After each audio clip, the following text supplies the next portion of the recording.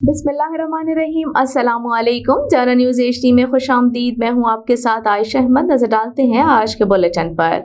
ईरानी सदर 3 रोज़ा पाकिस्तान का दौरा मुकम्मल करने के बाद वतन वापस लौट गए।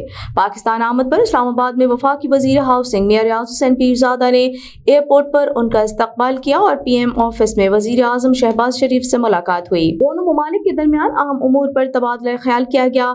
बाद अज़ां ईरानी सदर ने सदर पाकिस्तान के शाही में की गुज़श्ता रोज वफाकी वजीर मियां रियाज हुसैन पीरजादा के हमरा लाहौर रवाना हुए, जहां पर वजीर आला पंजाब मरियम नवाज ने इस्तकबाल किया और गवर्नर पंजाब ने शाइया दिया। पंजाब भर में ईरानी सदर के वेलकम पाकिस्तान के बैनर्स आवेजा थे। बाद अज़ां ईरानी सदर वफाकी वजीर के हमरा सिंध रवाना हो गए। वहां पर वजीर आला और गवर्नर सिंध ने इस्तकबाल किया और बिजनेस कम्युनिटी से भी मुलाकात की।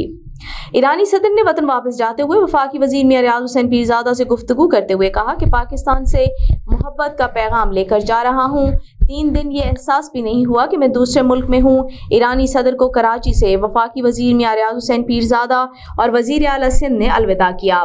इस मौके पर मियां रियाज हुसैन पीरजादा ने कहा कि 3 दिन मेहमानी ईरानी सदर के साथ रहना मेरे लिए एजाज की बात है।